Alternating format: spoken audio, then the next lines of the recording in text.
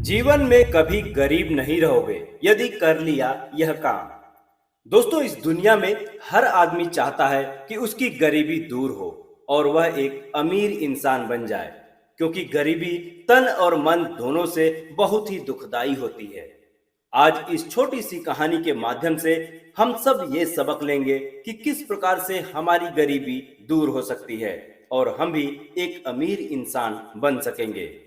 यह कहानी किसी धर्म विशेष के लिए नहीं है, बल्कि इससे सभी धर्म के लोगों को सीख मिलेगी। तो आइए आज के इस कहानी को शुरू करते हैं। एक शहर में एक अमीर सेठ रहता था, जिसके पास ना तो दौलत की कमी थी और ना ही शोहरत की। सेठ का परिवार धन धान्य से परिपूर्ण था। उसका एक भरा पूरा परिवार था, जिसमें 4 बेटे और 4 बहुएं थी। परिवार में सब लोग मिलजुल कर एक साथ रहते थे। घर के सभी सदस्यों में हमेशा एक दूसरे के प्रति प्रेम व सहयोग की भावना रहती थी। सेठ के साथ ही प्रतिदिन घर के सभी लोग सुबह और शाम को एक साथ भोजन करते थे। बहुओं में भी आपसी प्रेम प्रगाढ़ था। घर में सब कुछ अच्छा चल रहा था। सेठ पर मां लक्ष्मी की कृपा लगातार बनी रही और वह दिन प्रतिदिन तरक्की करता जा रहा था। धीरे धीरे समय गुजरता गया और सेठ का व्यापार भी बड़ा होता चला गया। कुछ वर्षों बाद सेठ के परिवार में अब कलह उत्पन्न होने लगा। भाइयों और उनके पत्नियों में वैचारिक मतभेद होने लगे। आपसी रिश्तों में प्रेम अब समाप्त हो रहा था। पारिवारिक कलह को देखकर सेठ काफी चिंतित हो चला था। अधिक धनवान हो जाने के कारण सेठ सहित घर के सभी सदस्यों में धन का घमंड हो गया था। दूसरों के प्रति प्रेम खत्म हो गया था। सभी ने अपने रिश्तेदारों से भी मतलब रखना छोड़ दिया था। उनके धर्म और कर्म में लापरवाही बढ़ गई थी। किसी गरीब का मजाक उड़ाते भी देर नहीं लगती थी। सेठ के घर में सभी को ऐसा लग रहा था कि अब उनके पास कभी भी किसी चीज की कोई कमी नहीं होगी। इस प्रकार सेठ के घर में धन की अधिकता के कारण परिवार के सभी सदस्यों का घमंड चरम पर पहुंच चुका था। एक दिन जब सेठ रात में सो रहा था, तो उसे एक स्वप्न आया। स्वप्न में माता लक्ष्मी जी प्रकट हुई और सेठ से बोली, सेठ जी, हमें तुम्हारे घर में रहते लगभग 12 वर्ष हो चुके हैं। अब मैं तुम्हारे घर से जाना चाहती हूँ। सेठ यह सुनकर घबरा गया और हाथ जोड़ते हुए लक्ष्मी जी से बोला, हे माँ, आप मेरे घर से मत जाइए। आपके रहने से ही मेरे पास ना तो दौलत की कमी है, ना ही शोहरत की। मेरा भरा पूरा परिवार है। मुझे आज किसी भी चीज की कमी नहीं है। आपकी वजह से ही इस समाज में मेरी पद प्रतिष्ठा है।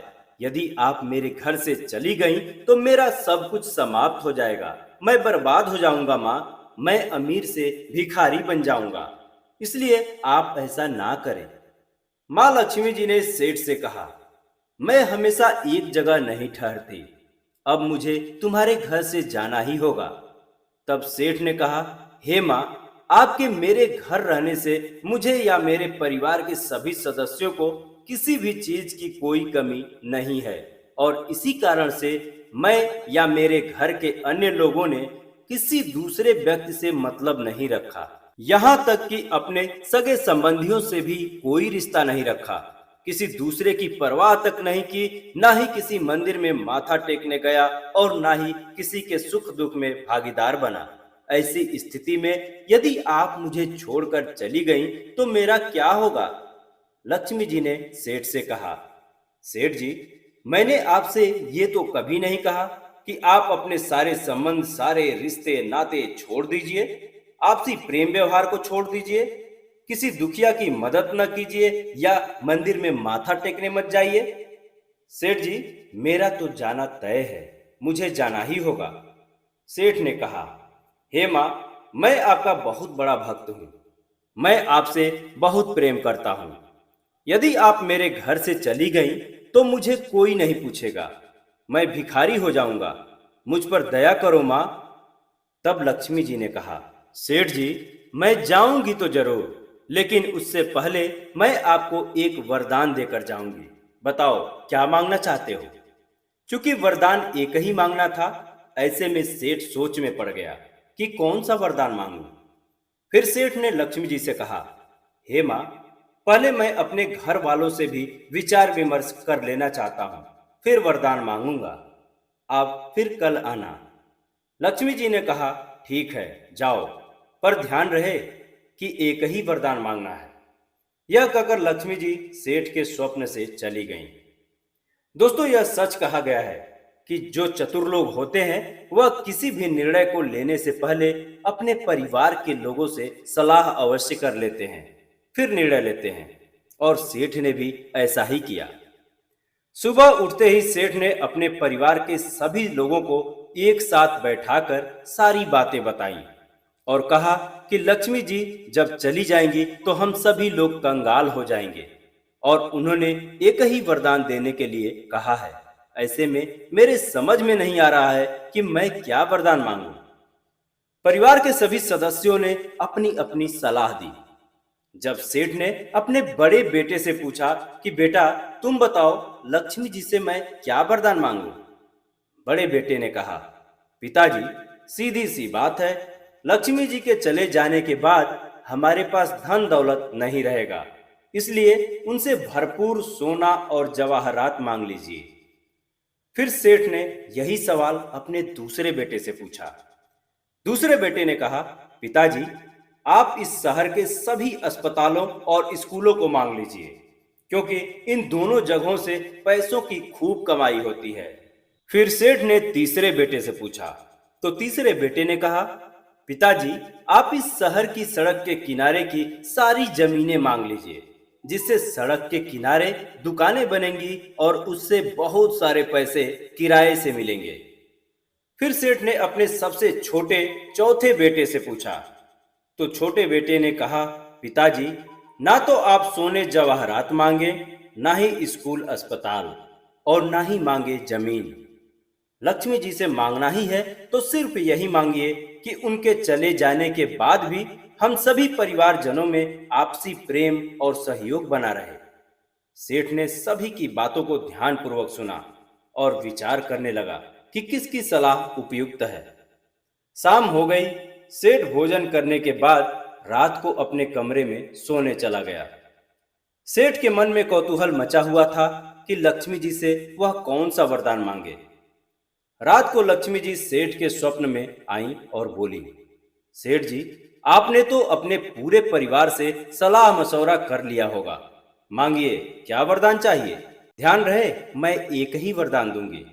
सेठ जी ने हाथ जोड़ते हुए लक्ष्मी जी से कहा, हे माँ, आपके चले जाने के बाद हम सभी गरीब तो हो जाएंगे, लेकिन मुझे यही वरदान दीजिए कि आपके जाने के बाद भी मेरे परिवार के सभी सदस्यों में आपसी प्रेम व्यवहार बना रहे।